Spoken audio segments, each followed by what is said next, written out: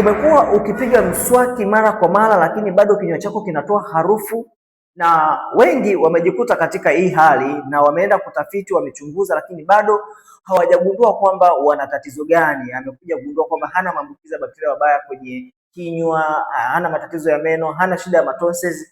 Sasa kama ulikuwa hujui una shida ya acid reflux na umeichukulia poa, hii inaweza ikawa ni sababu pia ya wewe kupata changamoto ya kinywa kutoa harufu.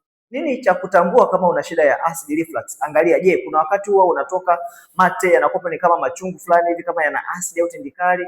Kuna wakati huwa unahisi koo ni kavu, inakuwa ni kavu sana, au makohozi yanakwama kwenye koo na hayatoki? Kuna wakati huwa ukila chakula unahisi hali ya kiungulia kikali au mapigo ya moyo kwenda mbio. Hizi ni dalili ambazo zinaonyesha kwamba una tatizo la acid reflux, na hii inaweza kachochea kinywa kutoa harufu. Kwa sababu gani? Kwa sababu pale kwenye kinywa kuna bakteria wazuri ambao huwa wanasaidia kurekebisha mmeng'enyo wa chakula.